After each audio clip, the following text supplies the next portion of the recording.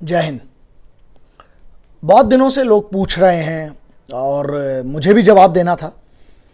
उसमें से एक चीज़ ये है कि चाइना का जो हम लोग इतना बड़ी जो बात कर रहे हैं, बहुत सारे लोग हैं अपने देश में जो आपको बहुत सारी अलग अलग चीज़ें बता सकते हैं। मैं तो कहता हूँ मुझे तो 1% भी नॉलेज नहीं है। ऐसे हज़ारों लाखों ज्ञानी लोग हैं जो दिल्ली या मुंबई में बैठ के ये बता देते हैं कि हिंदुस्तानी फ़ौज को क्या करना चाहिए। तो मैं नहीं समझ में आया कौन सा गुड़ खाते हैं और कौन सा चमनप्राश है इनके अंदर, वो मुझे नहीं पता। तो मैं ये कहता हूँ सिर्फ कि यार देखिए, ऐसा है, फ़ौज इतने साल से अपना काम करते आई है, आर्म्ड फोर्सेस हैं यार, they are train to kill. और आप कौन बात कर रहा है? हाँ, थोड़ा देखिए, मोरल डाउन होता है यार फोर्सेस का। बहुत शांति से मैं वही समझा रहा हूँ। देखो, मैं आपको ना मैकमोहन लाइन से पकड़ूंगा और मैं आप 1854 से लेकर 1854 से लेकर अभी तक की पूरी डिटेल बता सकता हूं। तिब्बत का कितना किलोमीटर के कहां से क्या एरिया, एलएसी कितनी है, एलओसी कितनी है, एलसी में और एलओसी में और एलएसी में क्या फर्क है। एक एक घंटे 2-2 घंटे आप जो बोलोगे मैं डिटेल कर दूंगा, बोलता रहूंगा उसमें। आपको मैटर यहां वो नहीं है, मोरल लेवल पर या हम लोग एक देश के स्तर पर। आप ये सोचिए ना कि हम देश के स्तर पर हम एक नागरिक के तौर पर क्या कर सकते हैं। मुझे थोड़ा उन लोगों से तकलीफ है और हमेशा रहेगी। देखिए, आप क्या करना चाह रहे हैं? आप मतलब यहां पर बैठकर आप मतलब जो वहां पर आर्मी कमांडर्स हैं, जो सेनाओं के अध्यक्ष हैं, एक सीडीएस साहब बैठे हुए हैं, आप उनको बता रहे हैं। थोड़ा दुख लगता है। मुझे लगता है मुझे तो 1% हिम्मत नहीं है मेरी यार कि मैं वॉरफेयर के बारे में सलाह दूं। और मुझे लगता है आप लोगों से बहुत ज्यादा पढ़ के बैठा होऊंगा मैं, ठीक है। एक एज अ सिविलियन मुझे जितना पता है, मुझे लगता है बहुत ज्यादा मैंने मालूमात कर ली है चीजों की। तो कम से कम तो इतना है कि अपना कम से कम आप दरवाजे बंद रखें ना रखें, खिड़की बंद रखें ना रखें, हरामखोरों मुंह तो बंद रखें अपना। यार देश में यार क्या चल रहा है वहां पर। अच्छा, कुछ लोगों ने हवा उड़ा दी कि चाइना का कोई नहीं मरा हुआ है। अच्छा, हम कह रहे हैं, और ये साले कई लोग हैं कि हमारे सूत्रों के अनुसार। पहली बात तो तुम्हारे सूत्र मिल जाए ना कहीं, फिर हम बताते हैं। दूसरी चीज, अगर तुम्हारे सूत्र है, ये सूत्र कैसा है भी कि तुम्हारे पास सूत्र पहुंच सकता है, हमारे पास सूत्र नहीं पहुंच सकता? कौन सा सूत्र है ये? अगर आपके सूत्र है तो हमारे भी सूत्र होंगे ना थोड़े बहुत, क्योंकि सूत्र तो तुम भी डिस्क्लोज नहीं कर रहे, हम भी नहीं कर रहे हैं। तो सूत्र के हिसाब से अगर बात करते हैं तो हमारे सूत्र के हिसाब से बहुत क्लियर है।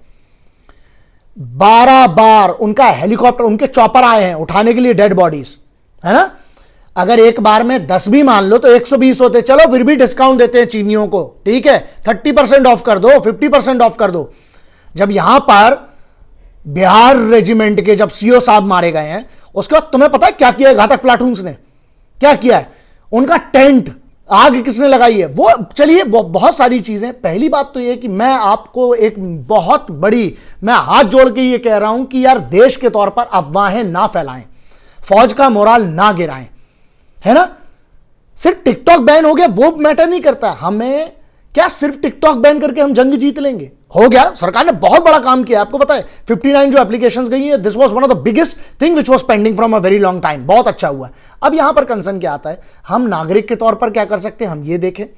बहुत सारे लोग पूछते हैं कि सर हमें ऐसा क्या करना चाहिए देश के लिए। अरे यार, कम से कम इतने काबिल इंसान बन जाओ ना, ऐसे देशभक्त बनो कि जब फौजी तुम्हारे लिए ना शांति से अपनी जान दे सके, जो तुम्हारे लिए गोली खाने खड़ा है वहां पर छाती पे अपनी। एक तो ये, दूसरा, आप लोग जितने लोग इस वीडियो को देख रहे हैं, एक बात बहुत ध्यान रखें, जब तक सरकार और उसमें भी उसका संबंधित विभाग, संबंधित मंत्रालय, अगर रक्षा मंत्रालय से संबंधित है तो रक्षा मंत्रालय, अगर फॉरेन अफेयर्स की बात कर रहे हैं, एक्सटर्नल अफेयर्स की बात कर रहे हैं, जब तक उनके मंत्रालय से जानकारी नहीं आती है, बाकी हर चीज फेक मानिए। ये व्हाट्सएप पे आप गलत चीजें पढ़ते फिर आप फॉरवर्ड करते हैं, मत करिए, क्राइम है एक तो। दूसरी चीज ये है, अच्छा चल रहा है देश अपना, अंदर से हम शांति रखते हैं, अपने फौज को भरोसा दिलवाते हैं कि हम आपके साथ हैं, हम सब मिलकर आपके साथ हैं। हम लोग आपके साथ हथियार नहीं उठा सकते, लेकिन जो जो हमसे हो सकता है हम वो करेंगे देश के, एक देश को इकट्ठा मिलकर। यहां यार ये अभी इस माहौल में ना हिंदू मुस्लिम सिख ईसाई दंगे, ये वो, तू गलत तू सही, ये मत करो। यहां पर कुछ लोग कोरोना पे करते हैं कि वो ये गलत था वो गलत था। यार मनुष्यत है पूरी दुनिया में, आपको पता है करोड़ों लोग मरे हैं।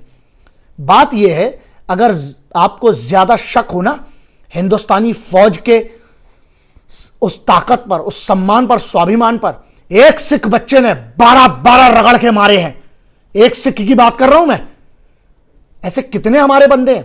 और मैं कह रहा हूं ये बात, तुम्हारे सूत्र हैं ना, हमारे भी, और सुन लो बे, मैं कह रहा हूं 43 ठीक है सरकार बोल रही है, और वो चाइना कभी नहीं बताएगा। उनका मेथड ऑफ डिसीट एक रूल होता है उनका, आज से नहीं। जो उनके वॉरफेयर, जो उनके बाप है ना, जो राजा लोग लड़ते थे तब से। एक बात क्लियर समझ लें आप, मैं कह रहा हूं 100 मरे, अब मेरे को गलत प्रूव करो।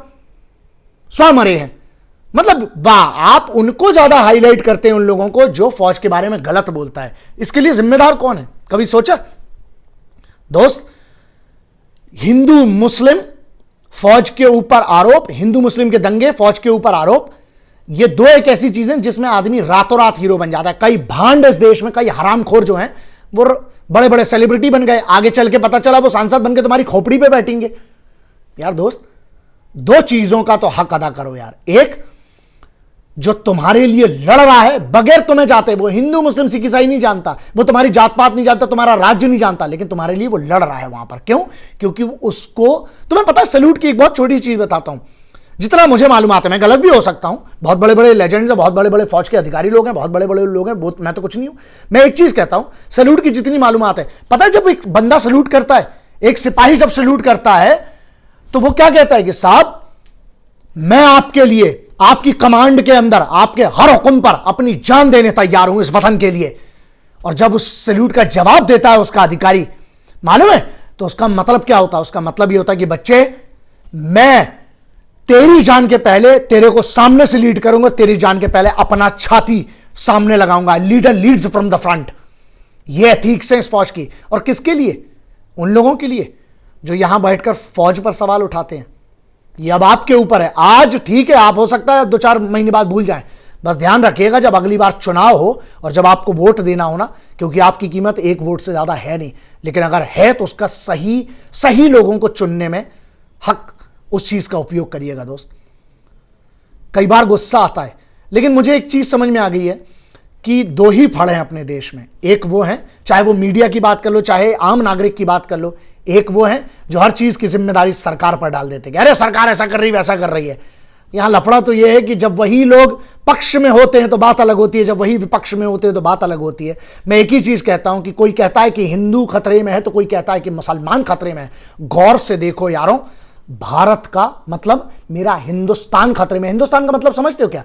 जहां इकट्ठे हम सब मिलकर रहते हैं। जिस हिंदुस्तान में इतनी जाति, इतने धर्म हैं, और वो हिंदुस्तान ना पूरी दुनिया पे राज कर सकता है अगर हम सब इकट्ठे हो जाएं, हम अंदर से मिल जाएं। मैं अभी गाली गलौज कर दूं, फिर देखो आप वीडियो के वायरल जाता है।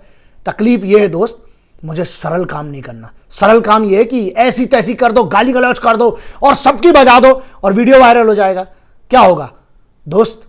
ऊपर वाले के कर्म से ना पैसे के लिए और नाम के लिए अब करने की जरूरत नहीं पड़ेगी जिंदगी में। इतना तो है ऊपर वाले ना, और अपनी हाथों में इतनी ताकत है कि साला पत्थर में से भी पानी निकाल के अपना घर चला लेंगे और अपनी पुश्तें पाल लेंगे।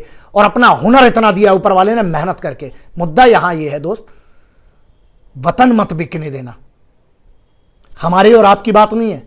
कहीं यह माहौल ना हो जाए कि एक दूसरे के बच्चे देखकर जात और धर्म के नाम पर लड़ने लगे। नहीं, हमारे आने वाली पीढ़ियां ना तुम्हें और हमें इस बात का जिम्मेदार मानेंगी। इसलिए मैंने कठिन रास्ता चुना है, और कठिन रास्ता यह है कि मैं साथ में रहूंगा और मैं अपने हिंदुस्तान को बटने नहीं दूंगा, कटने नहीं दूंगा, मिटने नहीं दूंगा। और दूसरी बात यार, सिर्फ ये ना चाइनीज प्रोडक्ट के बाइकआउट से नहीं होगा, हमें नियत से अंदर से हिंदुस्तानी बनना पड़ेगा।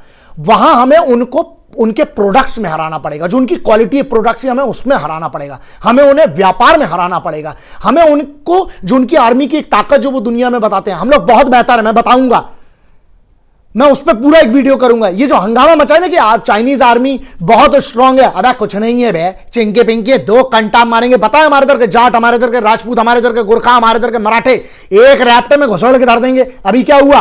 वो हमारे बंदे बहे थे, पानी में गए थे।